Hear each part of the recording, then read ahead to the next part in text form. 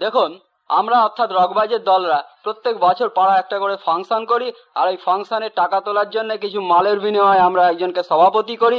তো এবার আমাদের বিচিত্র অনুষ্ঠানে যে সভাপতি এনেছিলাম তিনি কি ভাষণ দিয়েছিলেন, সেই বক্তৃতাটা একটু আপনাদের শোনাচ্ছি।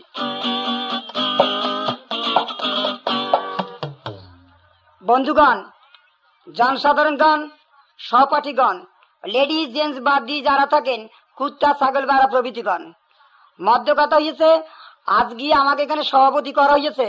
সভাপতি হতে গেলে যে যোগ্যতার প্রয়োজন হয় সমস্ত কিছু আমার ছিল না।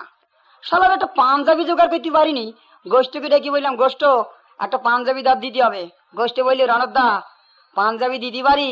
ও শালা আমার বিয়ের পাঞ্জাবি, সিগারেট খেয়ে পুলকি ফেলে যদি পাঞ্জাবি নষ্ট করে দাও তাহলে বউ কি করতে পারে বুঝি দেখো। পাঞ্জাবি দাঁড় করেছি, শালার ঘড়ি পাই কমনে। মৃত্যুঞ্জয়কে ডেকে বললাম, মৃত্যুঞ্জয় একটা ঘড়ি দাঁত দিতে হবে। বললে, কাকু ঘড়ি দাঁত দিতে পারি, কিন্তু আমার বিদেশের ঘড়ি। ওই বক্তৃতা দিতে দিতে যদি তুমি হাত মুসুন তুলে উপর দিকে তুলি ভালো, তাহলে পাঁচ খুলে 17 দিতে পড়লি আর পাওয়া যাবে না। ও শালা বিদেশের ঘড়ি। ঘড়ি এনেছি, সফল একটা ছেলেও আমার। শালা নিজে খানিকটা কুটুস কুটুস করে খুঁড়ি যাচ্ছে, তাই সেফটি কিন গুজে এনেছি। মদ্যকাত হয়েছে। ওই সেলিবান গন্ডগোল করিস কেন? দেখেছিস স্টেজে করে গেছে। শালা ঘাবড়ে যাচ্ছি, তার মধ্যে শালা গল্প গন্ডগোল করতেছিস। মারবনি শালা ক্যাট করে এক নাতি বুঝলি, গল্প করতেছে।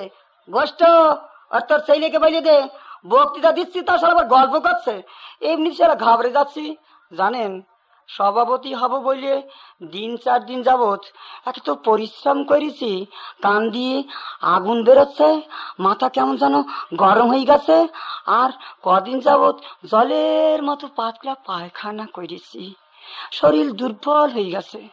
গায়ে হয়েছে চুলকুনি, চুলকতি চুলকতি সারা গা ক্ষত বিক্ষত হয়ে গেছে। মদ্য কথা হয়েছে কি জানেন? রবীন্দ্রনাথ বলে গিয়েছিল, রণত দেশের অবস্থা খুব খারাপ হতে পারে, লক্ষ্য রাখিস। দেখতেছি সেলিফান্ডার যা হয়েছে না, উরি বাবারি নাবিল করে কামড় মেরেছে। বাবারি বাথরুমে যাওয়ার কামড় যদি মারে কোন মানুষ সহ্য করতে পারে? মদ্য কথা হয়েছে, হ্যাঁ কান একেবারে লাল করে দিচ্ছে জানেন। মদ্য কথা হয়েছে, 2-4টি কথা বলে চলে যাব, বেশি কথা বলবো না।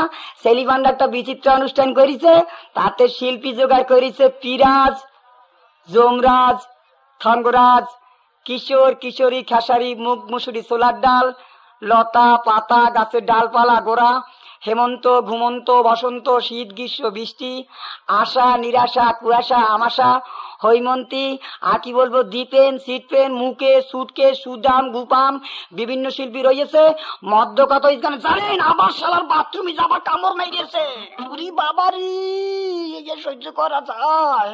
একেবারে কান গরম করে দিচ্ছে, সহ্য করতে পারি না। আর মদ্যগত হিসেবে জানেন, আমার বউ আমাকে বইলে দিয়েছিল, দেখো এই বক্তৃতা টক্তৃতা দিতে যাইও না, এই বহু লোক তোমার দিকে এক নজরে চেয়ে থাকবে, অত লোক যদি চেয়ে থাকে তাহলে তোমার চেহারা খারাপ হয়ে যাবে। আর মদ্যগত হয়েছে, কত দিকে নক্কর রাখতে হচ্ছে জানেন। একটা বক্তৃতা লিখে এনেছিলাম, আবার কি হয়েছে পাঁচুর মা, বলছি 10 মিনিট কথা বলে চলে যাবো।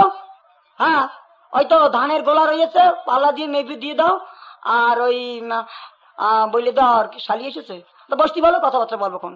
মধ্য কথা হয়েছে কি জানো, হয়েছে আমার গিয়ে একটা বক্তৃতা লিখে এনেছি, তা পড়ে যাই আপনাদের সামনে। পেট খারাপ হলি পরে মিক্সচার দুধাক আর একটু গরম জল দিয়ে স্নান করবেন, ঠান্ডা জল। ও মা একই ডাক্তারখানায় গিয়েছিলাম, বক্তৃতাটা ভুলে ফেলে এসেছি, মুডের মাথা প্রেসক্রিপশনটা আপনাদের কাছে পড়ে দিলাম। দাঁড়ান বক্তৃতাটা পকেট থেকে বাইর করে আবার গুছিয়ে বলি।